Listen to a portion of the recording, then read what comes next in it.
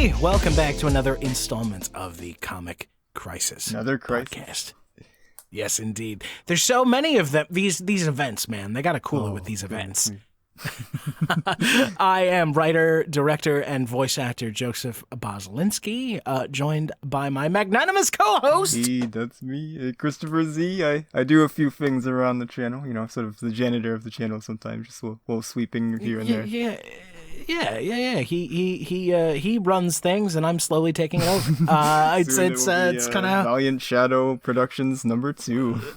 Yeah. You know what? Like, people are always saying, like, if Valiant Shadow Productions is so great, why is there not a Valiant Shadow Productions 2? Exactly. Next year, 2025. Surprise. Just wait.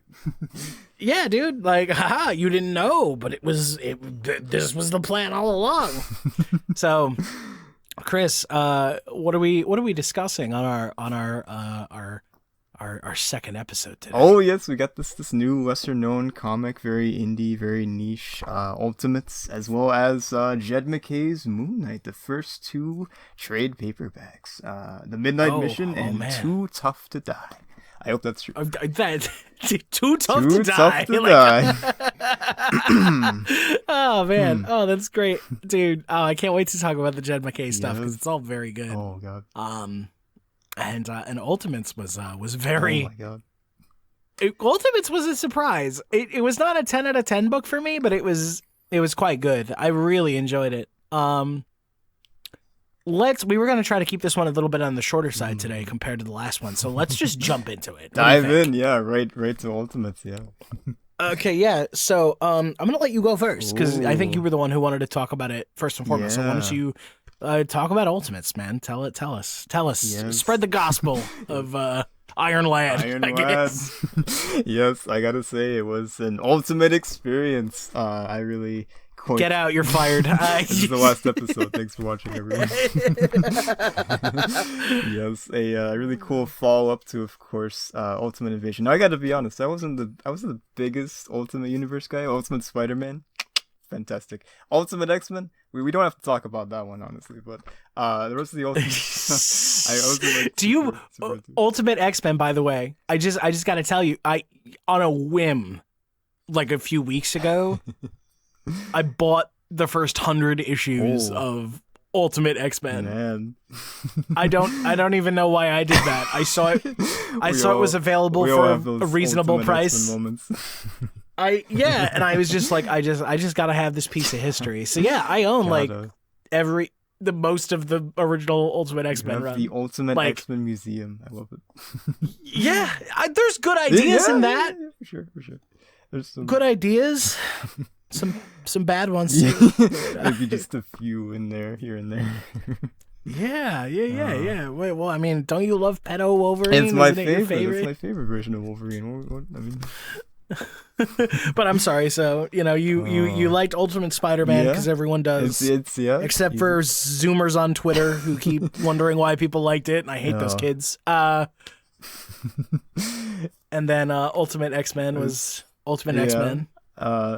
I don't really know too much about the other stuff. I know about like Ultimatum and stuff like that, and I think Ultimate Fantastic Four, that's pretty good, right? I have like one of the volumes randomly. I just got it as a kid and I never read it. I was like, Fantastic Four, cool. I'll put that on my shelf. But it's where the maker comes from. Ultimate Fantastic Four. You got to remember, without Ultimate Fantastic Four, things we wouldn't be where we. Yeah, it's pretty terrible for Reed Richards, though. Holy shit. Whoopsies. It happens, we have those moments sometimes, really. It's fine. No, but so I wasn't like, whenever Ultimate Invasion happened, I wasn't like, oh, finally the Ultimate Universe is back. I was like, okay, that's interesting. Jonathan Hickman, fantastic though, Secret Wars and everything, and among other things that he's written that I can't remember off the top of my head right now. But very cool person. I mean, the entire Krakoan era. Yeah, that's true. X-Men. Yeah, that's kind of what he's most known for these days. Yeah. His Fantastic Four is supposedly like one of the better incarnations of the characters. I've been meaning to go back and read it. I got it too. One day. Not one more day, just one day. We don't speak of sacrilege on this channel. Illegal. Yeah. Fines $2,000 for mentioning it. You're fired again. How many times can you be fired? I'm trying to start a new record of most fired in a single podcast episode. I mean, you know what? So far, buddy, you're doing gangbusters. I'm getting there. We're getting there. Making your mom proud. Like, let's go. Yes. This Ultimates, this new Ultimates, though, I was really impressed by it. There's like just so many really cool ideas in this, like Iron Lad having Iron Man be a teenager and everything. You've got you've got the new version, different version of Doctor Doom, which is really fun too. You've got Frozen Cap and everything. You got messed up Thor and Lady Sif and everything. That's cool. And I just love like how this universe has really, the Ultimate Universe has really been like taking its time and really like diving into these characters more and like, really just starting them off from ground zero almost and like, building them up from that point. Especially like in this issue with Janet and Hank. I really love that stuff. How Janet's like, yes, superhero stuff, and Hank's like, oh my god, I'm a terrible person. She gets, by the way, full spoilers. If you haven't read Ultimates yet, go buy Ultimates #1. Support this new universe because it's fucking really good. And then actually leave this playing. Go buy the book. Read the book. Don't mute it because we don't get credited if it's muted. But like leave it running with headphones in. Yeah, and then fucking come back and actually watch it again. So give us double your watch time. Double your watch time. Easy, yeah. It's a good plan. Yeah, I totally approve of this. It's it works. But dude, the fact that as soon as she gets her powers, she's ripping through people's heads like immediately. Like everyone has been saying how this is like the grand redemption of Hank Pym, and I think that's great.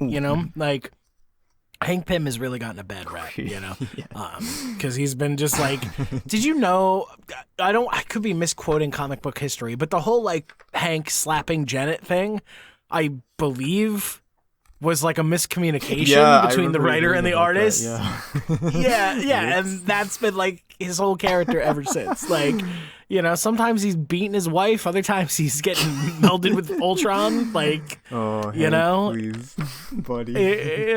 It's just good times all around. Everyone's so focused on this is the great redemption of Hank Pym, and I'm like, is this the rise of evil Janet? Because she got powers and immediately was turned herself into a human bullet. Like she's out here like killing dudes like it's nothing. Like she's pow right to that pow. Oh my god. Man, that was quite crazy. Yeah, I love how they handle all the characters just in general too, like how they handle Reed, Doctor Doom. That's really fun, and just sort of like his interactions with Tony as well, like the way that they write Tony and everything it's really fun too. I love sort of the framing of like Tony like writing to like his deceased dad and everything like that. I thought that was sort of like a cool thing. And ultimately he's like, Dad, you didn't know what the fuck you're talking about. Like, that was, because you think it's going to be this, like, wholesome, like, oh, boy, Dad, like, I really come around. And at the end, he's like, Dad, what the fuck? Like, I love you, but what were you on? Like, I don't... Just, like, the cold, like, final line, like, you were the smartest man in the world, you should have known better, and that is failure. Like, jeez. Yeah. No, dude, it's brutal. But at the same time, I love what they're doing with Tony, because, like, it wasn't Hickman who wrote this, I'm sorry. Who wrote this, actually? It's... Denise Kemp, is that the person? Let's see. I think so. Was it? Okay. Yeah. Okay. So Kemp like writes it so that like Tony. Tony, the new Iron Man. Tony has this like real youthful energy to him. Good. So good. Like it would have been so easy to just make him another Tony Stark and just like pay lip service to the fact that he's much younger. But there's this really like youthful exuberance to him. And I love the fact that he just keeps getting things wrong. The whole like stopping the van and everything. Well, my favorite reveal was that his grand plan from Ultimate Spider-Man didn't fucking work. That blew my fucking mind. What? What? I thought we were gonna build up to a grand reveal, but it's like, no, Ultimate's number one. They're like, nah, dude, we tried. So many people died, man. Yeah, like Spider-Man and like one other person. I don't even think they say who it was. I think they're like, no, I think the only heroes in this world are basically gonna be Spider-Man, the Ultimates, and like Black Panther. Yeah, right. Maybe the X-Men, but I don't think that any of those girls are like having anything to do with it. Have you read Ultimate X-Men yet? Because I haven't. I really want to. I want to get the trade for it, but it looks really cool. Yeah. Yeah. Peach. No. Yeah. Apparently. Yeah. Peach Momoko. Yeah. She has such a unique art style. I'm so here for it's very, it. Very apparently it's with her writing and art and everything. Very cool. Yeah. Oh yeah, and she's going all in on like a female team. Yeah. I guess it kind of makes the title like ironic, you know? Like it's. Love that. I don't know, man. I kind of want to see what's going on. I've heard it's very good. Same. I've heard it's very good. But yeah. Let's see. Doom. Reed as Doom is such a great idea. Like. I keep waiting for the other shoe to drop. Like, I gotta know, like, what are they gonna do with that shit? Yeah, like, you know what I mean? Like, where is this going? Yeah, what? Because, I don't know, the ultimate subversion would be if Doom Reed, like, turns out to be a nice guy. No, it's like, true. You know, you keep waiting for him to fucking turn into, like, you know, evil Doom, and then, surprise, Iron Lad becomes Ironmonger at the end of Ultimates or something. Like, that's what I keep expecting, you know? I don't know. Cap was cool. Yeah. They didn't get to do a lot with him, but I love that he was telling Tony, like, okay, but actually, though, maybe you're wrong. Like, just like, hey, actually, though, you're building a revolution, and you're kind of doing it wrong. And listen here, kids. Oh man, oh, sorry. No, just Captain Britain. Mm-hmm. Captain Britain. Captain the one France. screaming in French. Yeah, right. It's pretty sick. I forgot. There's Captain Britain action going there, so that's pretty. It's pretty fun. Yeah. Yeah. That was one of the only things I didn't like about the book. Not the Captain Britain stuff, but was it jarring to you when the entire enemy force just appeared in the street? I was like, wait, how did these people get here? What are they doing here? That was so weird to me. Like, it took me out for a second. It's not the end of the world. Oh, no. But I'm like, they're standing here talking, and then all these guys just poofed. It felt like they were like, okay, we have to make this story work within the page count. Yeah, like, right. You know? Unless they said something about it and I missed it, which is possible. I was reading it kind of fast, but but no, there was that. The other thing I don't know that I wasn't too crazy about is I almost felt like Janet was a little too supportive. It felt a little wish fulfillment-y to me, you know? Yeah, that's weird. I'm not saying like she should have like been. I don't know. It felt a little weird to me. It felt like a lot of like, you're so great, Hank. You're so awesome. You kept the secret from me this whole time. Like, but it's cool because you can do no wrong. Like, it almost felt like maybe we were trying too hard to differentiate this relationship from 616 stuff. Oh yeah, that's totally fair. Yeah, I definitely see where you come. I didn't really think too much about that, but yeah, I can definitely see what you mean there. Yeah. Yeah, like it almost like it does kind of almost like teeter into like some unfortunate territory where she almost feels like a tool for Hank's development, and I don't like that. Like, you know, that. She's like, yeah, I buy the relationship. Yeah. I'm not saying she's not her own character. Yeah, she is, but you know what I mean? Yeah, like, I do. Yeah, sort of. there for Hank. She doesn't have, she doesn't have an arc. She doesn't have anything. She is her own character, but she's just there to fucking like tell Hank how great he is. Yeah. And then Hank, gets his ass in gear and becomes, Giant Man, I guess. He goes large, she goes small. I wonder if they're gonna make it so that's what they do. Like she goes I could see small and he only goes big, or like sort of to separate them so that just both of them like can go small too. Yeah, I think that's probably the route. And he'll be Giant Man probably, and she'll just be the Wasp, or something. But I don't know, man. It was good. It was good. I really liked it. Oh, I really liked it. same. It was worth the wait. There was some surprises in there, like, how the fuck they think they're gonna beat the Maker Right. with their ragtag group of. Did you see the Twitter thread that was going on leading up to this, where they were like talking about, they were like imagining like Tony handing out these boxes to different people. Oh yeah. And they were like, man, like how is he gonna create these different heroes, And they were like, hey Blaze, just let this demon, like, let's just graph this demon to you real quick. Say some words, call down Mephisto, and be like, put this demon in me, bro.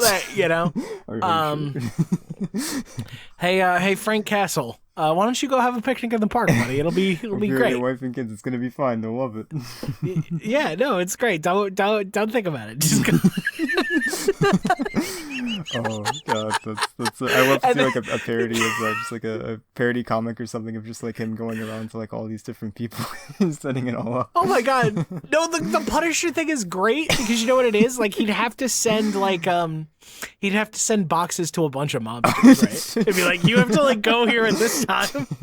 That is true. He's like, hey, you want some extra guns, guys? I got a mission for you. Just go here. You all go there and you all shoot at each other, and the last one standing wins, I don't know, $5 million. I'm Tony Stark. I'm rich. Like, go get those Stark bucks, baby. And don't think about it. Don't think about it. Don't think about it. Just make sure you hit the wife and child, okay? Or wife and children. Okay. Oh god. You gotta kill those kids. Man. Oh, what could have done? For the dipshit. The many dipshits who keep watching our Spider-Man audio drama and going like, why is, oh my god, my children, like, if it's not clear to you, this channel is not for kids. Oh man.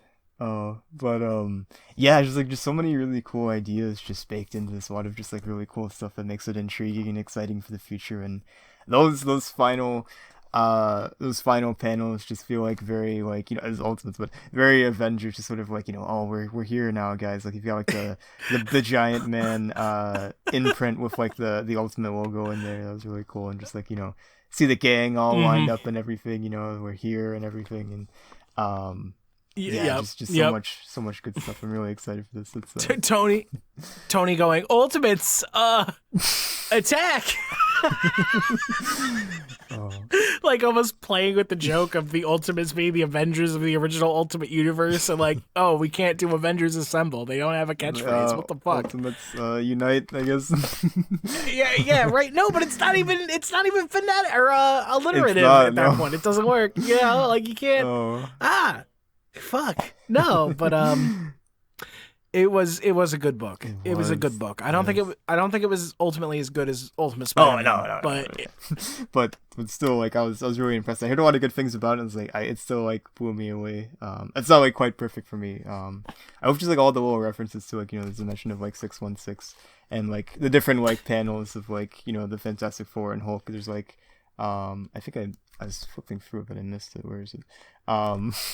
There's like the shot of like Tony's plan and everything, and how that went. You've got like Spider-Man there, and you've got like a little like nod to like Spider-Man No More with like Quince, which is interesting. Oh, your costume in the trash? Yeah. That was interesting. Yeah. Yeah, people on Twitter were like trying to read into that. Like, what would make Hawkeye like give up? It's like, oh, he was never an archer or something. And I was like, man, I oh suck my at god, shooting can you imagine? I can't do this. What the fuck? You think I was raised in a circus in Makerland? You think that's a thing? Like, no, I'm dude. just a normal guy, man. 9-to-5 job, making ends meet. Oh, well, the reveal that Shocker from Ultimate Spider-Man is not Herman Schultz is actually kind of a... Or, like, so I don't know if it's meant to... Because the guy's, like, face is hidden. So if you haven't read the issue... I don't know why you're fucking listening to this, but if you haven't read the issue... Yeah, I told you to go fucking read it, dumbass, what the fuck? If you haven't read the issue... when Tony is talking about how like only some of these boxes took, you know, and he was saying how like some of these got like intercepted, you know. Oh no, wait, was it not in this issue? Am I misremembering? Am I getting it confused with something from Spider-Man, where the Shocker talks about just going into someone's apartment? Was that issue 5 of Spider-Man? Maybe. I think it was. Yeah, no, My bad. Okay, but it all ties together though. Like, you know, like because in that, like in Ultimate Spider-Man issue 5, they hide the face of whoever it was that, you know, this Shocker got his gauntlets from. So, you know, Tony's stuff like found this person. But I don't think he would intentionally give them to like a no, yeah, probably it'd be interesting, like a twist of sort of like funding both sides or whatever, but I don't think that was the intention necessarily. People have said that, but I'm like, is that what they're doing? That's so weird. Yeah, I don't know. I feel like I could see it possibly, but I don't think that's it. But it's an interesting thought, I guess. Does Tony say anything in this issue to make it sound like no? That's what he's doing? He's pretty chill heroes, right? So he's not like, guys, we need to create villains so the heroes rise up. I wouldn't even buy that for this Tony. That sounds like some flowery thinking. Like that's something I would buy this Reed doing. Yeah, totally. But I don't see this Tony like. Yeah, too idealistic. Yeah, he's got too much of that. Yeah, youthful optimism. Yeah. He's like, that's his whole thing. He's like, I'm gonna throw these boxes with powers at people, and they're gonna fucking rise up and be like, yeah, fight the power. And both Reed and Cap are like, yeah, no, this is like, it's not gonna work out like that. But yeah, no, I want to know like it. I'm just so caught on like the blacking out of the face though of like who the Shocker was, like if that means anything. Are those gauntlets meant to be Shocker gauntlets, or are they meant to be equipment for a different hero that this version of the Shocker co-opted to become the Shocker? Do you get what I mean? Yeah, that like could be it actually. Yeah. I'm like trying to like rack my brain, like what hero uses gauntlets like that? Could be a stand-in. Yeah. Oh man. All I could think of is Quake, but Quake has actual powers. That's true. Yeah. So that. Yeah. Yeah. Same from, I guess, Avalanche from the X-Men. It's a mutant, like, so it doesn't. I don't know. Oh. Man, but yeah, interesting stuff. I love Ultimates is great. Yes, Ultimates. Yes. Yeah, and go on. Yeah, just the art as well. I really love the art too. It definitely feels like it's its own thing, but it feels like it's sort of like in line with like Ultimate Spider-Man in a way. It doesn't feel like it's like not that all the art styles have to match, because obviously they don't. But I just love that sort of the look of it. It just feels very fitting for this for these characters. So yeah, it's good. Absolutely. It still feels like it fits in the same universe. Yeah. Exactly. Same with like Ultimate Black Panther, which if you haven't read it, I would recommend it. It's fun. It's probably my least favorite of the three, but that I've read, but I still think it's pretty good. I gotta read that too. It's cool. It's a lot of political intrigue, and you know, T'Challa just fucking dudes up. So it's like, if you like that shit, like let's go. And then you know, it all looks like kind of in the same vein, and then you're over here in Peach Momoko land. It's like, I'm a Peach Momoko this up. Yes, like, get it. Yeah, I'm definitely curious to see where the universe goes. Like where, everything will, probably eventually like meet up and stuff like that in some form or fashion. Like at the very least, I'm sure like Spider-Man and the Ultimates will have some sort of like run-in down the line or something, and I'm sure we'll probably start seeing like things from the Ultimates in Spider-Man, like the whole news report of like the giant footprint and everything possibly showing up soon. So, well, I think the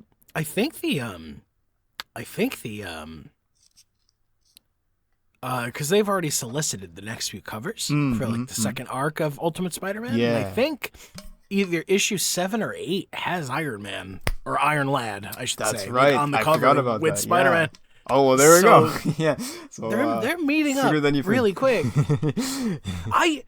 Do you think these are going to be 12-issue maxi series, or do you think that given the success, do you think they're gonna? What's your prediction? Do you think they're gonna keep this going? Because I wonder, because they have like a sort of like a timeline set in place. They have like 18 months for this, but I do wonder, because like I think like one of the things that interests me, because like there hasn't like been a lot of comics that I can think of that sort of like have done this, but just how like the month that they come out is like the month that it takes place in. Like you see like the beginning of like the Spider-Man 4, it's like May and stuff like that, so it's like it's gonna be like an entire year, 12 issues. But, I hope that they make more, please. Like, feel free to go to 100 or how many ever you want to do. It's fine. I think there was probably a conversation about them being a 12-issue series, and then they saw the numbers. Like, every issue has had multiple printings, and it's not stopping. Yeah. And I think they were probably like, hey, John, you think you can do another couple arcs at least? Like, do you think we can make these like 18? Like, what, 24? What are you thinking? I feel like that was probably the case, honestly, because I feel like, sort of like testing it out, like, seeing where it goes and everything, and just like seeing it. I just went to the comic shop yesterday and I saw the 6th printing of Ultimate Spider-Man 1. It's insane. I was like, Jesus. No. So it's crazy. I feel like that seems fairly Spider-Man's going to go on. Yeah, I think, if any of them. Spider-Man and Ultimates, I believe, has been doing really well, too. I haven't heard about multiple printings, but I still think it's doing pretty well, because I saw a lot of people talking about it, so I don't know. But I guess we'll see. My prediction currently is that it's going to be Spider-Man at least is going to go on, and it's going to be a thing where we deal with... I think we're going to get our 18-month thing. We're going to be like, here, like, they're going to step out into the world and we're going to fight some bad guys, and then we're going to deal with the now what. Yeah. Oh, absolutely. Yeah. I think that'd be perfect, honestly. I think it's going to, like, stretch on into, they're going to come out and they're going to lose. They're going to get their asses handed to them. And Peter's gonna get trounced and like unmasked or whatever, and then he's like, "Oh shit, family, we gotta run! Like we have to go right now!" Or some shit like that. I don't know. But I don't think. Because Peter's been flying pretty high, dude. Peter has not suffered consequences. Yeah, he's anything. living the good life right now. Yeah, he's kind of having his cake and eating it too. And we love to see it, but. That other shoe is gonna drop, man. Yeah, it's coming, I'm sure. Maybe even in the 6th issue with like the whole like end of the first arc and everything. Yeah, next week. Is it saying? Yeah, is it? Wait, I think what? it is. I think it's like the 19th or something. No, I mean I love you, and I'm not calling you a liar, except you're full of shit. There's no fucking way. Hold on. I may be. Let me see. I was pretty surprised. I remember still looking it up. What am I saying? I remember looking it up the other day. I was like, holy shit, you're not wrong. Right? What the fuck? Didn't it just come out? What the fuck right? Like, okay. Usually they have like it's usually like, I think it's like Spectacular Spider-Man and Ultimate, but now they flipped it, I guess, which is really cool. I also think, my understanding is that Spectacular Spider-Man has not been doing well. That's a shame. Yeah. I wanted to like it. I didn't like what I'd read of it. I remember. That's fair. I remember talking about it with our friend Brandon when I was like, he was really into it, and because I think he liked the comfy feel of it, which I can respect. Yeah, It's a fun vibe. I love Greg Weisman. He's like one of genius. Like he's a creative genius. Yeah. I just speaking of Spider-Man, that project where he posted an update. You see that?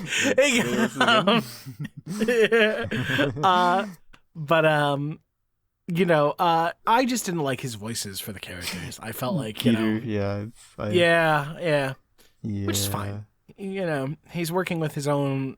He's working with other people's toys. He's not making his own stuff. Yeah, so. It's like Kamala. Like I've been reading like a lot of Miss Marvel stuff, and it's fine. There's a good joke in there about her. Like it's like, this is the best food I've had since I died or something, and came back. Yeah. That was good. Oh God, yeah. Remember when she in the Spider-Man comic during freaking during what is I always forget the acronym, but the Heritage Month. Like What a great idea. God, those people have no fucking idea what they're doing. Man. I don't support bullying, except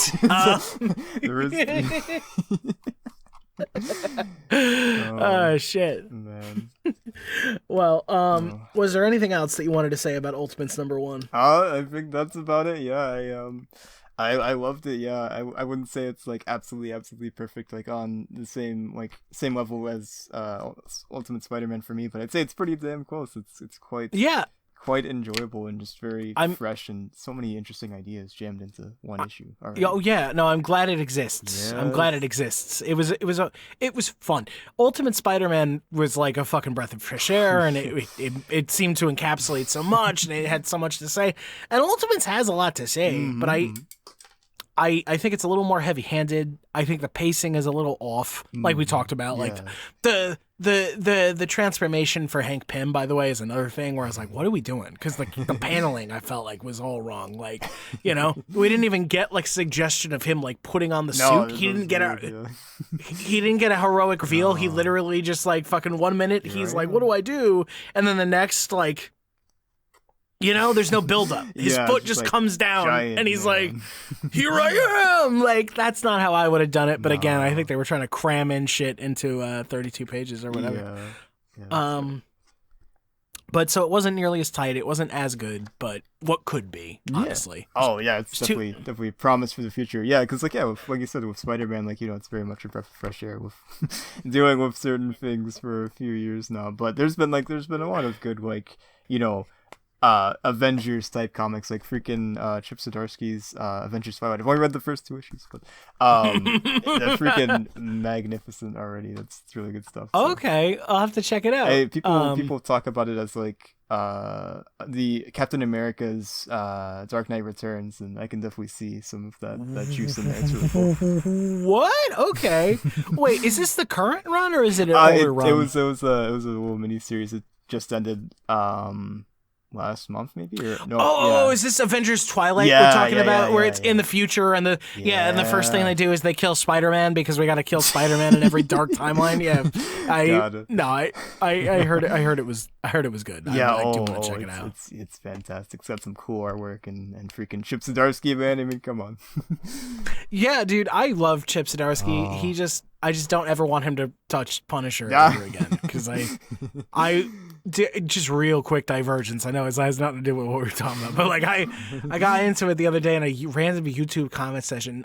Actually, somebody we know, Henry Schultz. He's a VA. He's yeah. Hey. So he did a great comic dub. Oh, that was magnificent. Yeah, I love that. Oh, you saw that? You saw that? Yes. Yeah. Yep. No. Great work, but I was just saying in the comments, I was like, man, I hate this, like the interpretation of Punisher that Chip Zdarsky does, and it burns me because it's very clear to me that Chip Zdarsky has never read a Punisher comic in his life, and just I am inventing this narrative in my head, but I find it 100% believable, so it's what I'm going with, and it makes me angry.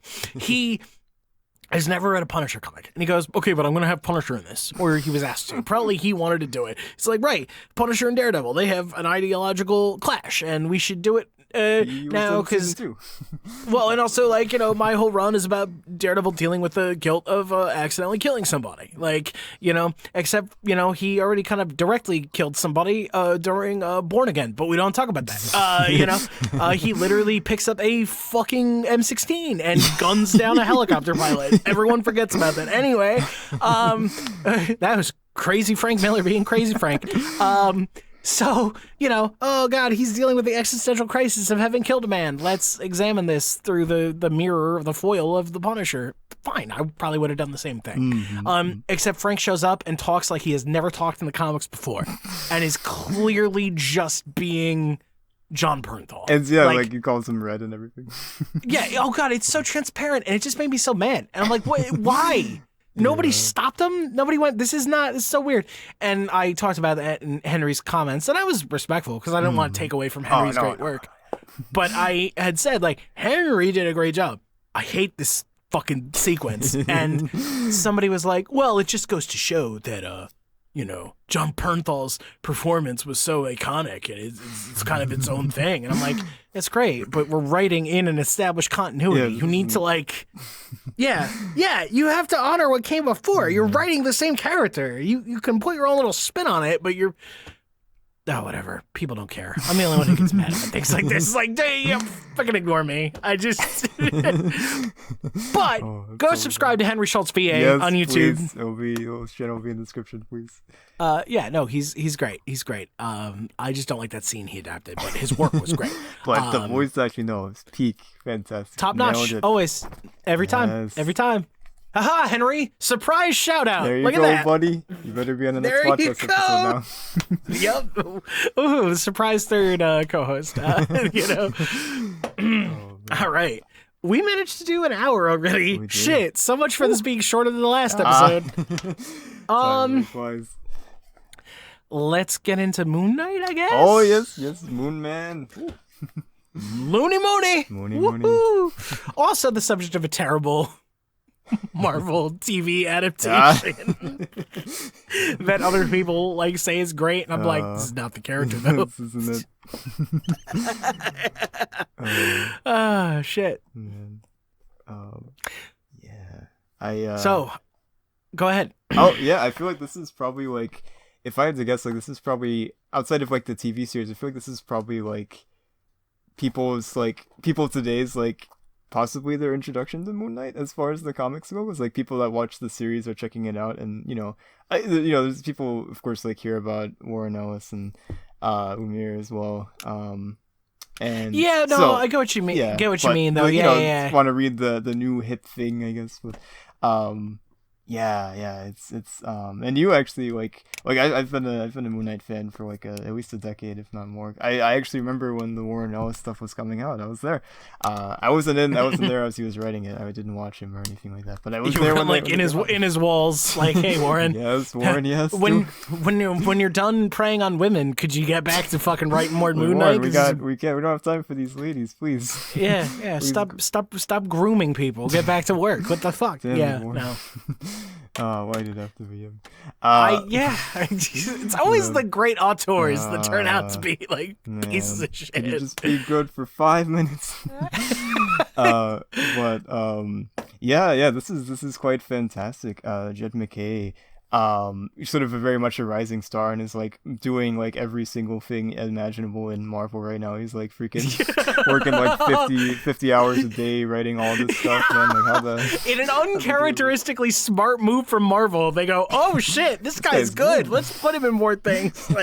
Right? Yeah, he freaking he got his launch with Doctor Strange, and then with Black Cat and everything, and hopped over to Moon Knight. He's been doing Avengers, leading Blood Hunts, and is doing the new X-Men stuff and everything. He's freaking just I don't know how he does it, man. He's just nonstop with these really cool creative ideas and everything. And he does so well at playing with the toys. Oh my god! That other Moon Knight writers before him, and he goes deep, dude. Holy fuck. He pulls stuff from before I was a Moon Knight fan. He goes back to the beginning and makes these pulls and these references. And what? Dude. even just in these first 2 volumes, like he kind of like addresses everything. Like the fact that, like, you know, he addresses all the family stuff from the Bemis run. Like he talks about Mark's daughter. He talks about all like the attendants and like allies he used to have and how they're not around anymore. Yeah. Like it's like, oh, so you like did your homework. Yeah, that's unheard of. It's read every single issue. Like he even like, I just love how he like includes like continuity even like outside of like Moon Knight as well. There's like it's like a brief like Hawkeye like cameo in like one of the later issues, and he mentions Hawkeye Freefall, which is like just random ass miniseries that I love, but it's like nobody talks about it. It's like, what? Like, you read that too, man?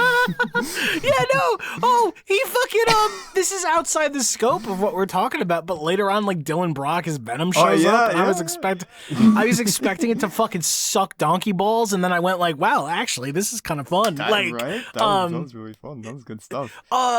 Fucking Stuart Clark shows up as like Jigsaw Jr. bullshit, and is of course properly treated like the fucking joke he is. It's great. Oh god, the problem with this is like, how do we even start to talk about this? It's like, yeah, it's really hard because like it's a cool like follow up to like you know, Age of Khonshu, the Avengers stuff. That was Jason Aaron, right? Yeah, a lot of people didn't like it because they didn't like seeing Moon Knight like fucking style on their favorite heroes, and I get it, but Moon Knight is one of my favorite heroes, so it was great for me, dude. That Thor thing gets people so fucking mad, and I'm like over here like, this is great. Are you kidding me? More of that, please. Yes, it's so good. He pulls on the Judaism angle like so well. I mean, I'm not Jewish, so I got to be careful what I say because I don't know if I'm being I don't want to like speak for the Jewish population, obviously, but like it feels authentic to me, you know, like the things he talks about, and like he talks a lot about like the inherent contradictions of like you know, someone raised as a rabbi's son, like being a servant of a fucking extra-dimensional moon god, you know, like, it's really good. Oh, the entire, the supporting cast of the Midnight Mission, I think, is my favorite thing about this run. And so fun, like whenever like, you know, a new writer is able to create like an ensemble that feels like it will be very iconic and feels like, you know, these characters will be pulled from like again in the future when they're done with the comic is really a testament. And like, yeah, just like the idea of Hunter's Moon, you know, the other Fist of Khonshu and everything, that's so cool. And Reese and freaking 8-Ball getting his dues, everything, it's just beautiful. And Soldier and everything, just so many again things. Outside the scope of this the 2 volumes we're talking about, but the fact that by the end of the run, 8-Ball is part of the Midnight Mission is just so wild to me. And like, and it's so, and he like talks about like Moon Knight. Yeah, he used to like hassle me a lot, but he gave me a chance, and I'm kind of liking being a good guy. And it's like so wholesome. Like what? Like, oh my goodness. The structure of the book is so anime. Because it's like, we fight these bad guys. But what if I won over the villain with the power of friendship and they joined the supporting cast? Like all the fucking, so many fucking, Winter shows up out of like nowhere, out of nowhere. Yeah. And then but he's like, oh no, yeah, we're friends now. Yeah. Like, doesn't he see what, Dr. Sturman as well? Yeah. He realizes that Sturman has been captured by Waxman before Mark does. And so he shows up to try to save her, but because of unfortunate phrasing, I think, and just like assumptions, like they have a superhero fight basically, and then you know, like, man, no, but all these new characters and the villain too, Zodiac. Oh, Zodiac, yes. The fact that we never learn fuck all about Zodiac. Oh, there's genius. I know nothing about this man. I don't know what his fucking deal is. I don't know why he cares so much about Moon Knight. I don't know who he fucking is. I don't know. But clearly MacKay has plans for him because he's still around. Like, he's still like doing things to him in the background. I thought the reveal, by the way, in the current miniseries of what's it called? Vengeance of Moon Knight. Vengeance of Moon Knight. I thought Zodiac was gonna be the new Moon Knight. I thought that was gonna be the reveal. Been crazy, yeah. I thought that's where we were going, but that's not what's happening. It's another deep, crazy ass pull from like the history of, no, it's this guy from the Cult of Kali. I had to look that up, and I was like, what the fuck? But again, sorry, different. We're not getting into all that right now. But the supporting cast is just so crazy, and the villain is infinitely watchable or readable or whatever. He's so fun. Oh my god, yes, I love that so much.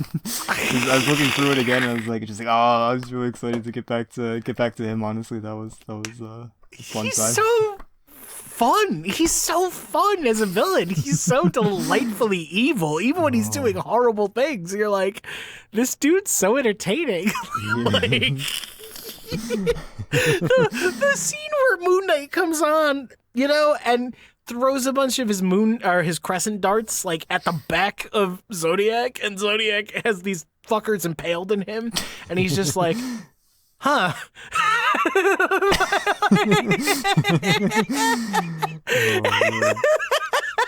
And then he starts running away because Mark and Tigret bring like the fucking zombie Moon Knights in from the other space, and he's like, okay, I wasn't planning on running away. This kind of fucks up everything, but like, who could blame me? Because zombie Moon Knights. Who could have predicted this? Oh, that was so cool. Just all the past like Fists of Khonshu. That's such a cool concept. I love that. Oh god, yeah. No, dude, the fact that when we're first introduced to Hunter's Moon, right, he starts, again, antagonist that becomes like a loyal ally, right? Yeah. Like, I thought I was going to hate that fucking guy. Yeah. Because I thought he was... Because it's such a lame concept to me. Like, oh, he's got two fists. Yeah, oh, there's another Moon Knight. I'm like, oh, okay, I see what you're doing. And then it's like, no, Mark kicks the shit out of it. Like, he gets a few good hits in, and you're like, oh, no, what's this? And then Mark just comes up behind him and beats him half to death with a bat. I did not expect that. I kind of forgot about that, actually. I was rereading and saying, wait, oh my god. He just savages this man. And, oh god, the line he drops, it goes hard as fuck. He's like, I'll do you like they did Osiris. They'll never find all the pieces. Yo! Oh, man. Oh, it goes so hard. There's like so many, like... The series like is just so great at like balancing like so many things from like comedy just to like really like hard lines, like the whole like what was it, the industrial car shredder. What's that 8-ball? I can't hear you over the industrial car shredder. Oh my god, that's like the best. Oh, it always gets me. And just like you've got like the horror elements too, like the whole like living house room or whatever. With the midnight mission and stuff. The fact that Zodiac is like, I'm not going in there. Like the whole bit where soldiers introduced, and like you've got the guy that's like Holly. Holly, yeah, the janitor, right? Yeah. He's like, we're gonna like look into my mind, and he just like gets so messed up. He's just like, you don't understand. Holly, my superpower is being kind of DID. Like, I'm so messed up in here. You don't. Whoa, you're gonna regret that decision. It's almost kind of an interesting mirror, right? About how MacKay plays with this idea of Mark's mind being like borderline uninhabitable for like invaders because of Khonshu's influence and his own mental illness. And then so Holly can't bear to try to control Mark. And then later on, when Mark, I forget what the proper name is for the house, but the haunted house that becomes his mission. Yeah. When Moon Knight goes into the house wears him down physically and then tries to invade his mind, and then is like, oh shit, no, whoa, fuck. My bad. And then And then that later on kind of becomes their strength because the house joins and becomes the new Midnight Mission and like part of the team. And the house is uninhabitable to invaders because it will just like throw your asses out. Like, I don't know. I just find there's something there. I find that really fascinating. It's a really cool connection there that they can relate like that. It's like a lot of really heartfelt moments too, like in the first issue, or not in the first issue. First arc? I think it's the first trade, or maybe it's just, I don't know. Let me see. Let me look at my notes real quick. It's the first trade, yeah. Tigra. There's like a really great scene where I don't think he like, if I remember correctly, he doesn't take off the mask, and he takes off the mask because he starts telling her about how much his life sucks, and like his daughter and his and Marlene like won't talk to him, and like all his friends are either dead or want nothing to do with him. And dude, I got choked up the first time I read it like over a year ago. It got me, man. I was like, oh fuck. The whole he's got the line, don't wear the mask. I don't have to look at myself in the face or whatever. Yeah, like because MacKay was doing such a great thing where like he would not take the mask off for the majority, like the first 3 issues in their entirety, and not until the end of the 4th issue. Like because I knew something was coming. I knew there was going to be a reveal because they only call attention to it once or twice, but it's like there's something there that like we're not seeing Mark at all. We're only seeing Mr. Knight or Moon Knight. You know, I'm like,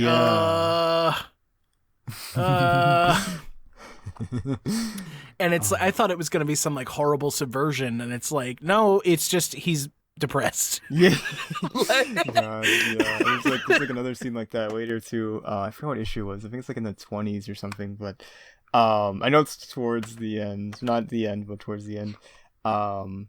But yeah, just that just like there's just so much greatness in there. It's got a lot of fun and funny moments, and a lot of heartfelt moments, and serious beats and everything, and even some horror stuff too. So it really just has so much going for it. It's just so very well written. It made me, as soon as I started reading it, I was like, yes, I need more. I need to read everything Jed MacKay has written. We were talking about it before. We were talking about it off mic. Before we started recording today, but I love the whole thing with Waxman, where Waxman is posing as Dr. Sturman, and man, it's so good because the whole time you're reading her dialogue and you're like, is MacKay having an off day? Because this doesn't feel right. She's usually more nurturing than this. Like, I don't like how hostile she's being about Winter. Like, this doesn't feel right. And then you realize, like, oh wait, shit, there's a reason that Mark is dressed in his Moon Knight garb and not as Mr. Knight. And it's like he just like drops the pretense at one point, is like, if you've hurt her, it's gonna be real bad for you.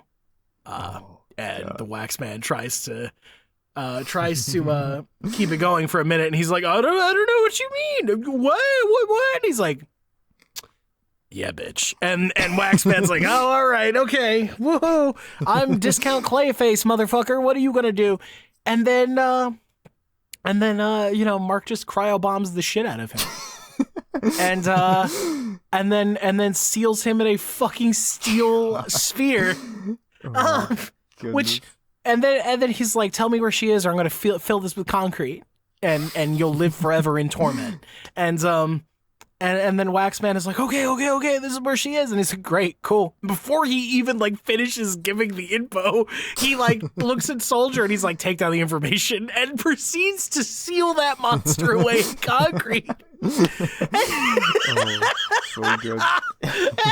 Like, shit, he didn't kill him, but like, he's stuck in it's worse. Yeah. Like, does he get out later? I can't remember. I think so. Yeah, I think like towards the end, I think Waxman comes back, but it kind of reminded me like in Ultimate Spider, or not Ultimate Spider, in Spectacular Spider-Man with like Venom, where like they sealed it in the concrete. Concrete foundation. Yeah. Like, yeah, jeez. Oh god, it's so fucked up. Like, well, he even says, he's like, I know. That's what he says. He says, I know. And then he goes, I know. That's why Reese isn't here. Like, like. Oh my god. He's like, everyone's got to get okay with a lot of uncomfortable shit real fast because we're gonna hurt some people. And the whole squad is like, just doesn't say a word. They just like follow him into battle, and it's like, let's go. Oh god, so good. Like, I just love, like, you know, he even says, like, he doesn't know Sturman that well, but she means enough to him already that, like, you know, like, he's like, dude, no, I will burn the world down for, like, this woman because she's helped me. Like, the fact that she's not evil, she's not some fucking subversion. She's just like, it's like, finally, we have this mentally ill hero. Let's make a psychologist a major part of his supporting cast. Yes. Fucking thank you. Finally. Holy shit. Yeah. Like, it's so perfect too, because, like, you know, it's part of, like, the whole, like, post Age of Khonshu thing. It's like he has to go to these sessions and everything. You know, they're keeping tabs on him and everything. Like, there's you know, some little cameos, like, that are really fun too. Like, there's, like, you know, Black Panther, like, checking in, like, you know, is everything okay? And, you know, there's, like, I think it's, yeah, no, it definitely is. Yeah, there's like a little, like, brief, like, Blade cameo for, like, to help Reese and everything. I thought that was cool. Yep. And they do the flashbacks to the old Fist of Khonshu from several centuries ago or whatever, and like, you know, and that's like, oh, so kind of, I owe a debt, you know, so I'm gonna help Reese out, you know. Yeah. The fact that well, I already said, I love the fact that Sturman's like not, you know, a subversion. She's not like, oh, I'm fucking with your mind. Like, it's like, no, she's on the level. I've talked about how I love how, like, almost every like villain, like, gets converted to the cause. I think that's great. But you know what I love? One of my favorite traits in storytelling is loyalty. It gets me every time. I just really enjoy it. It gives me warm fuzzies. It's like my favorite thing. And that's the whole Midnight Mission crew. That's what I was going to say. There's no forced drama. No. The closest thing to forced drama you get is you're like, oh man, Tigra's going to fucking get found out is, like, spying on Mark, and that's going to be the thing that brings the whole thing down. And he's like, no, I knew the whole time. Which I predicted when I was reading it. I was like, no, the reveal is going to be that he always knew because, you know, and I was so happy to be right because it's like, oh, you think it's going to, like, be the thing that ruins this, like, you know, no, it works out. He's like, no, of course you're here to spy on me. You tell him whatever you want. Like, that makes sense. Whatever, you know? When she's talking to Black Panther and she's like, he didn't put 8-Ball in the car shredder. That's something. It's progress. Oh, God. Yeah, just the whole crew is just so great. It really, like, it just shows the strength of it, too. Like, just the fact that, you know, Vengeance as well, like, the follow-up and everything is still... really strong with you know, all the crew still there and everything. I think is just really great. It's just very emotionally driven stories so far. It's really great. I gotta catch up because I don't think I'm caught up with Vengeance and Moon Knight. I think I'm missing an issue or two. So I gotta go back and read it. But I love. We're supposed to be talking about the first 2 volumes, but really, it's hard not to talk about the whole thing when you've read it. Too good, yeah. Like the 15th or 25th issue, it's like a jumbo-sized, amazing issue, and it's like there's too many good issues. yeah, no, it's so good. The fact that, again, like, the whole framing device of Vengeance of the Moon Knight is just them, like, all, like, grieving to Dr. Sturman and, like, talking about how much they miss Mark. I hope there's a issue where we get to hear Sturman's thoughts. That would be so good. Yeah. On Mark. I don't know if it's happened already or what, but, like, I'm gonna be pissed if we never get to hear her have like a moment as a person as opposed to a professional. Like, I want to, you know, like, it's like a whole, like, issue with her. Honestly, would be really cool. Just like day in her life and just everything. Yeah, and she's just like, oh my god, I can't believe he's gone because I cared about him too. Like, you know, yes. Obviously he's coming back. Obviously, he's gonna come back and reclaim his mantle. He's not dead. We know that. It just cannot be. But the fact that everybody is so sad that he's gone and, like, feeling the loss so completely. Every issue got me. Like, every fucking time. I'm reading these people grieving, and I'm like, oh my fucking god, my heart. I can't. Brilliant. God, yeah. Jed's got the sauce, man. He knows what's he up. really does. I'm excited for the new X-Men. I feel like it's got something going for it just with Jed there. Yeah. I mean, they knew. They're like, okay, well, we're relaunching the X-Men books because we suck and we couldn't stick the landing with Krakoa. So here, like, don't even get me started on fucking Brevoort talking about the X books. Have you been following all that drama? I haven't actually, no. Oh God, just the stuff that Tom Brevoort, basically, you know who Tom Brevoort is. Mm-hmm. Tom Brevoort is now in charge of the X books, and he's been talking a lot about, like, he's showing people how the sausage is made while he's in charge, and they do not like it. He's been saying a lot of really, like, dismissive, like, disrespectful shit about the characters, and it's driving people insane. But, you know, Jed MacKay will do good work. He can do no wrwrong. What a legend, yeah. Everything that I've read so far by him is really good. I've heard that it's like, he has like a little, like, Daredevil, I think it's meant to, like, Zdarsky's run is meant to continue it. I've heard that one is good, but everything else is really great. Like, I haven't read Doctor Strange yet, but I've heard a lot of good things. There's a lot of cool concepts. There's like a freaking like D&D freaking arc recently that sounds really cool, where you've got like Hunter's Moon and Black Cat, and I don't know what is there, but yeah, it looks freaking awesome. What the fuck? Okay, I gotta check that out. That sounds dope. I'm a huge D&D nerd. Recent. Yeah, I know it was before Bloodhunt, obviously. And yeah, I forgot what issue it was, but it sounded really cool. It made me. I was already interested in the series, but that made me want to read it even more. I was like, okay, I want to see what this is. Have you read any of Bloodhunt or no? I'm actually really behind. I've only read the first issue. I have the other two. I've been meaning to read Bloodhunters because it has Hawkeye in it, and I'm obligated to read it. But yeah, I'm pretty behind. I've read the Vengeance of Moon Knight one. The 5th issue, which is like a direct lead into Bloodhunt. It's like basically like a prequel in a way. Right. And I have the Avengers stuff, but I haven't read that yet either. But I do have issue 2 and 3, and I haven't read those either. But, right. Okay. The first one was pretty cool. I'm not like super big into it, but I think it's kind of cool. It's a cool concept. I've been waiting to hear something that makes me care. Like, yeah, I haven't really like all of the like offshoots and everything like that. I haven't heard anything like super compelling at the moment. So yeah. That's speaking of incredible fucking spin-offs though. Can we talk about that fucking Devil's Reign tie-in for Moon Knight? Yes, of course. So, for context, you know, there was an arc going on in Daredevil at the time of where basically Kingpin had his memories of Daredevil's identity taken away from him by the purple not the Purple Man, the Purple Children. Long story, read comics, whatever. And so he gets them back. And he's so enraged at finding out that his memories had been tampered with that he goes scorched earth, zero tolerance policy on vigilantes in New York. So he starts like allying with supervillains because surprise, surprise, he's the fucking Kingpin, no matter how much he tries to pretend otherwise. And like sending them out to like hunt superheroes and like put them in prison.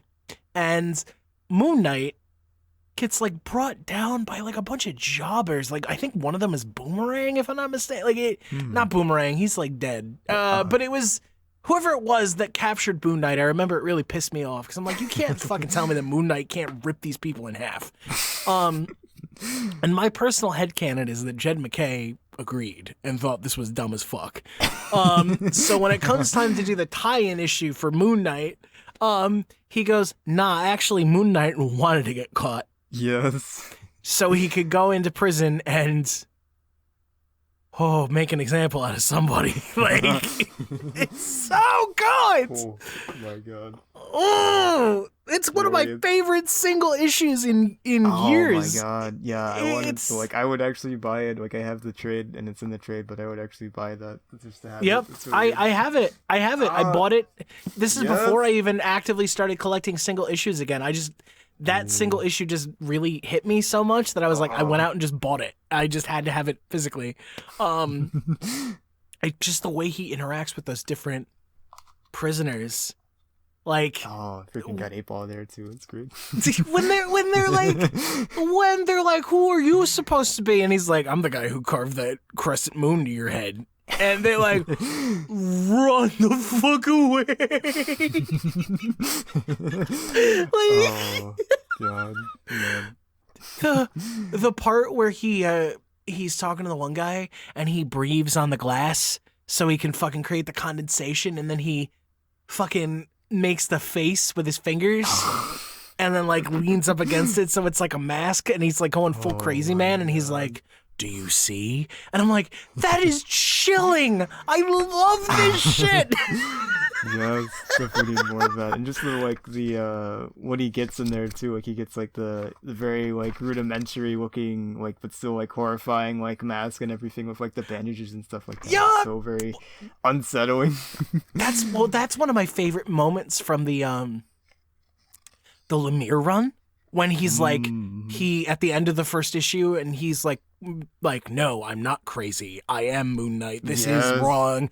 I'm getting out of here. And so he like fashions a makeshift mask out of like a pillowcase or whatever, and he almost looked like a Klan member, but like he just like fucking, he's gotta come up with something to like empower himself. So he fucking just starts like tearing through orderlies with this like pillowcase on his fucking head. And it just reminded me of that. And I'm like, I loved it so much. Oh, brilliant. Definitely has that energy to it, and like Rorschach in like prison, but like elevated even more, honestly. Oh God. Full, like... Moon Knight would break Rorschach in half. Like, true. Did you just shut the fuck up? Just punch all his teeth out of his head. Like, I think Moon Knight has proven that his killing you is a mercy. Like, like people forget that Moon Knight was CIA and like an admitted war criminal. He's like, you don't think he like tortured people? Like, what the fuck? Oh, later on in the run when we get the Karnak Cowboys, I think, or is that what they're called? The Karnak Cowboys. Yeah. Wild, fucking wild. That was fun. Yeah. Oh God, there's just so much good stuff. This was meant to be about the first two volumes, but I guess it kind of turned into like a Jed MacKay's Moon Knight. Yeah, that's honestly that's the move, because there's just too much good stuff to talk about. 30 issues of greatness. There's it really is. There was not a one whiff. There was no. Yeah.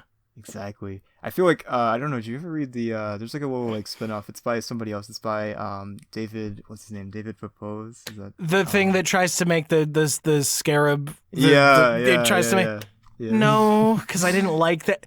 I'm sure it's great. I've heard good things. It's pretty good.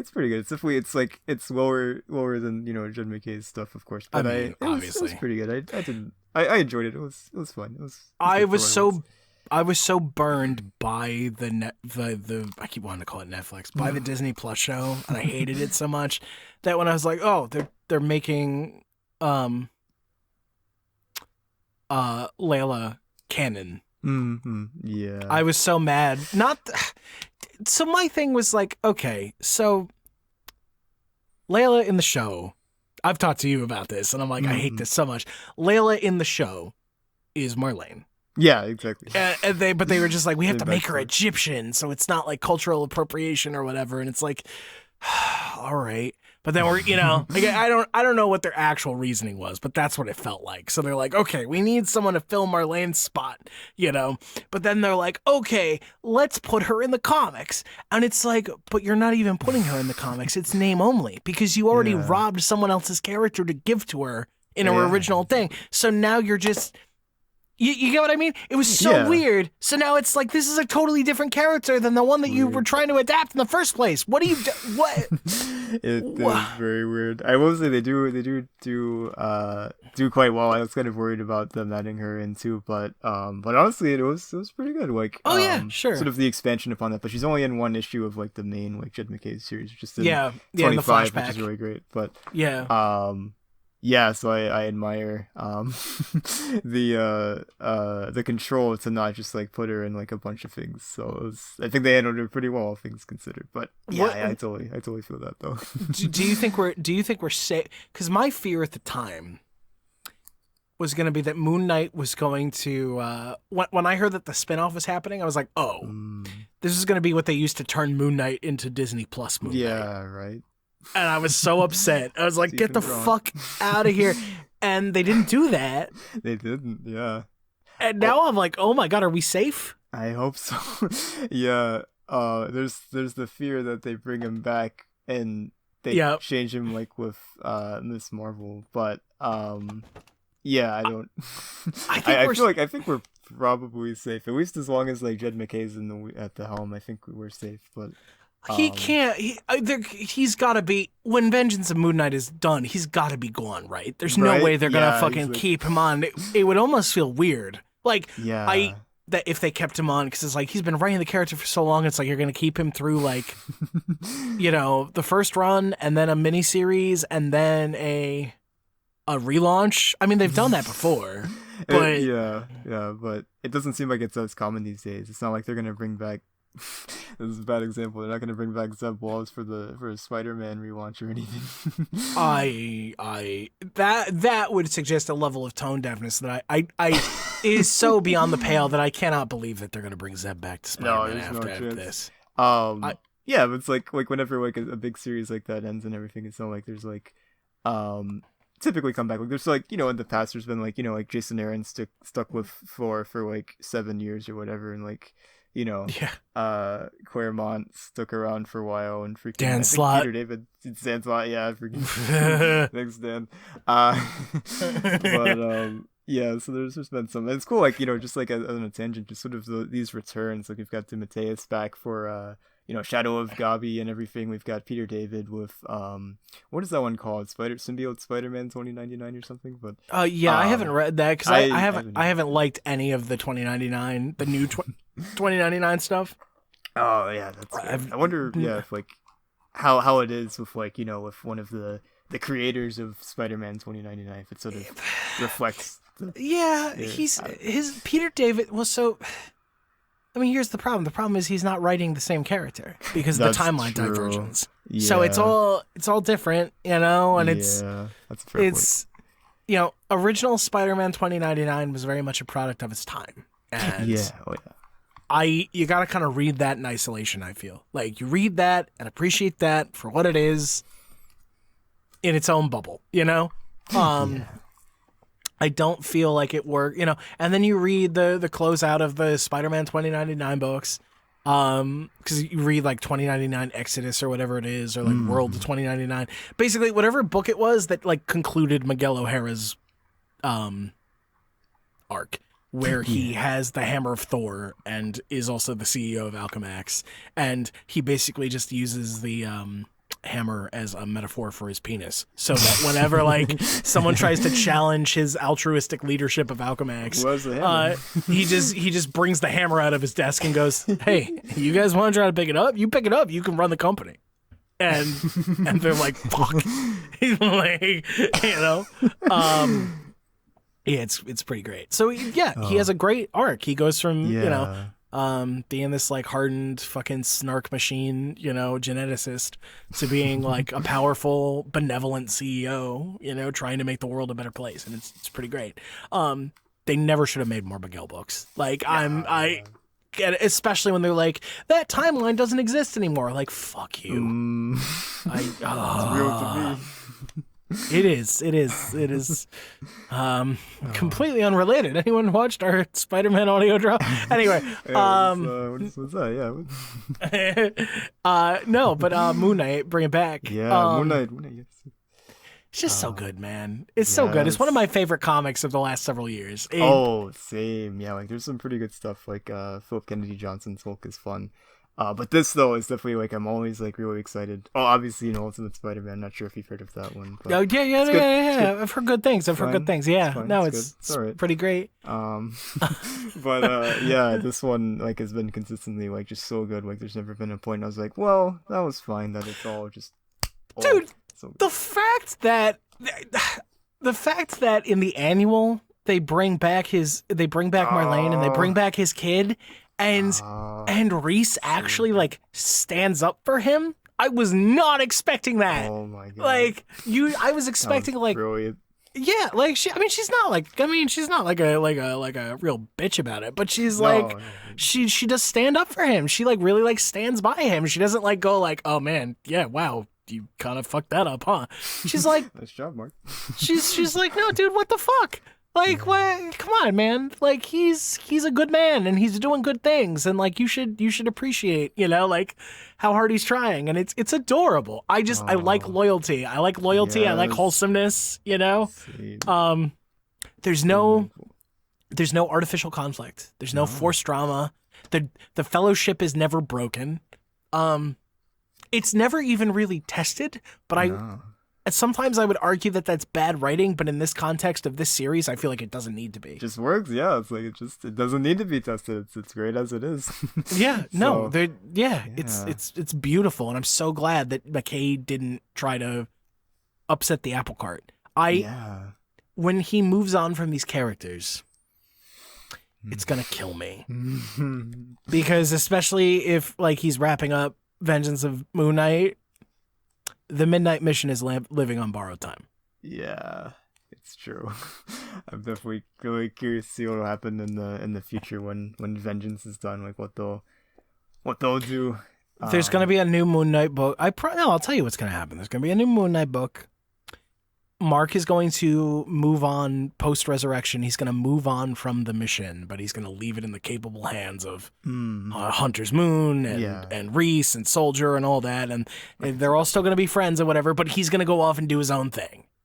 Yeah, I could definitely see that. Actually, that seems like what somebody would do. That's exactly what they're going to do. I mean, they've got their own discount Moon Knight right there. That's exactly what they're going to do. Yes. Yeah. It enrages me just to think about it, but that's exactly what's going to happen. Yeah. Man. Not to end this on a dour note, but like comics, baby. Like, what are you? Oh man. Yeah. And I know that, like, I don't know, I'm at war internally because part of me is like, good things can't last forever, and I'm like, true. But can't they though? Like, why can't this just be the new status quo that we always return to? Right? Like, can it just be, this is the best Moon Knight's ever been. I've waffled back and forth on it a lot between this and the Ellis run. The reality is the Ellis run is 6 issues. Yeah, it's just like a little taste. It's great. I love it. It's genius, but this is a Moon Knight run. This is the Moon Knight run. Like, like it I think I just got really attached to the Ellis run for so long because it's what really got me into Moon Knight. Oh, same. And I still think it's great in spite of everything horrible that Warren Ellis has done. I think from a craft perspective, it's still like it fucks real hard. It's real good. The way it begins and ends, I just love that. Yeah. But and it is influential on Moon Knight comics forever, and I think that's great. Yeah. But it's the MacKay run. The MacKay run, hands down, just the best. So much heart. In it. It's just so good. It's so good. And it's the other thing too. I love the found family trope, and it's I love communities going together. That ending of the first arc where like the Midnight Mission is destroyed, and like the whole fucking like block like shows up to like pay their respects and be like fucking like, hey, we whatever you need, I remember when that issue was happening. I was reading the last few pages, right? And I'm like, oh my God, are you getting rid of this fucking Midnight Mission after you just set that up? And then Moon Knight sits down in the ruined building and he's like, I'm not going anywhere. And I'm like, motherfucker, let's go! Genius. Man. Oh, it's so good. What a great book. I'm glad that you put it on my radar too, because I hadn't really been following it until like last year, so like you were. Oh, did I put it in our recommendations channel? I think, and I was like, "Read this book, it's really fucking good." Wait a second. It's really good. I will say, for you viewers at home, don't be afraid if you turn to the back of the first trade paper. It does have an advertisement for the complete Bendis run, so be careful. Just be careful. But everything. Oh yeah, Brandon Bendis jump scare. Like, close your eyes, it'll be okay. Well, that was Bendis like coming in and doing what Bendis always does. He comes on to the character and he goes, "I know that other people have written all this stuff. I'm not gonna read that. Who cares I'm about Brian that? fucking Michael Bendis. I'm just gonna do my own thing. Have fun with that. And then he's like, let me just fucking DID. I know how that works, right? He's just got all these new personalities that don't make any fucking sense. Yeah. There we go. Oh, please stop, Brian. Nope. Brian. Here you go. Oh, Brian. Listen, I got mad respect for him, but He's like a lot of amazing. comic creators, his older work is better, I feel. Yeah, You know? that's fair. I mean, Get Beat Ultimate Spidey. That's some great stuff. No, it really is good, but then you realize that all his work is like that. It's just Yeah, like that's true. it just worked really well for Ultimate Spider-Man, and then he tried to write everything else exactly the same way, and you kind of look at it and go, oh no, okay. Oh, Ultimate Moon Knight. Yeah, God. Oh, do you know that Ultimate Moon Knight exists, right? Yeah, and Black Panther. And it's yeah. fucking awful. Yeah. No. We wait, don't no. understand. No, Ultimate Moon Knight exists in Ultimate Spider-Man, like the original Ultimate Spider-Man. Oh, I forgot about that actually. I'm glad you did. I wish I could. Because they just do some random shit with it and because Moon Knight doesn't get his own series and doesn't get a lot of proper focus. It's kind of like, what are you doing with this, Brian? What is happening here? Who's this little girl inside the mind of Mark Spector? What? Oh, no. Yup! Yeah, I do remember that now. Every Oh time he touches Moon Knight, I just feel like, and I know that like it's debatable whether or not we've talked about this, like whether or not Mark has like true DID, right? Mm-hmm. In our own audio drama, I think like, Yeah. you would put in the warning where it was like, hey, this is like a fictionalized depiction of DID, blah blah blah blah blah, because we don't want to like offend anybody, if we can avoid it. But I don't know. My interpretation has always been that Mark does not technically have DID, but it's like very DID-like. So it's kind of like a distinction without a difference. You know? Yeah. Like, no, the moon god touched your brain and scrambled it.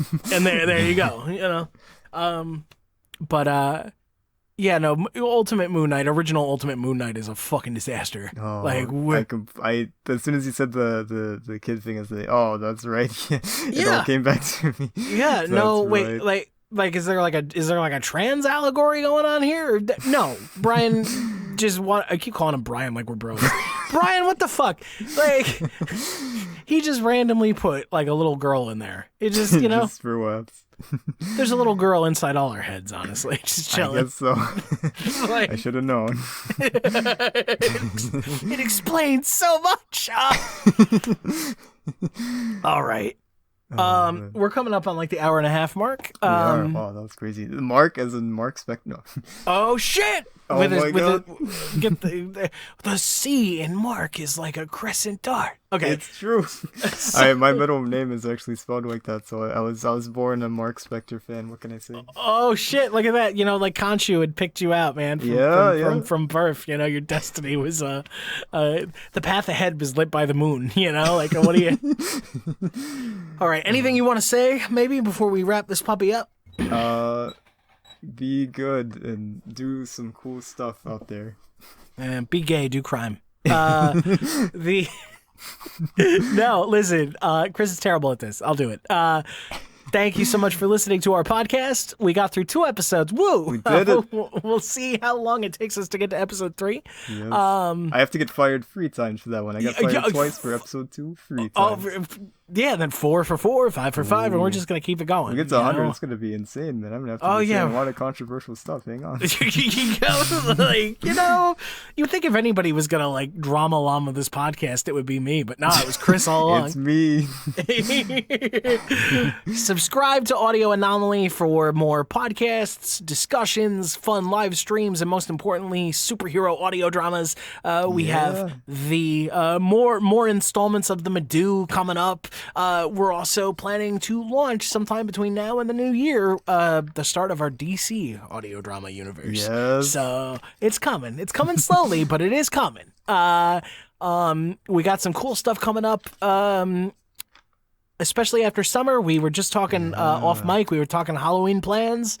Things are coming along. Episode 3 of Spider-Man, the audio drama, is well underway. There's a lot of progress in the writing. Oh, yes. Recording right now is happening for Daredevil, Hell's Guardian. Yes. Yeah. Excited for that. Yeah, lots of great things happening. So guys, just keep your eyes and ears peeled. Great stuff is coming. Subscribe to Audio Anomaly. Subscribe to my channel, Valiant Shadow Productions. Please do. Listen to Apex right now. Yeah, go listen to Apex Shadow. Come on, more people need to listen to Apex Shadow if you want a cool, dark, twisty, original superhero audio drama. I think you'll really like it. I think it's pretty good. Yes, it's incredible. I'm very biased. I love it so much because I made it. So it's objective. Anyway, it's coming from you as the creator, so it's objective. Yeah, right. There you go. It's wonderful. I cannot be wrong. Okay. So, and go read Moon Knight. Go read Jed MacKay's Moon Knight. Go read Ultimates #1. It's great stuff. Yes, go into the future and read Ultimates #2 as well if you can. Oh yeah. Get those pre-orders going, man. Like get sell those books out. We want more quality at Marvel and not more whatever the fuck Zeb Wells is doing. All right, guys. Thank you so much for joining us. We'll catch you again next time. See you next time.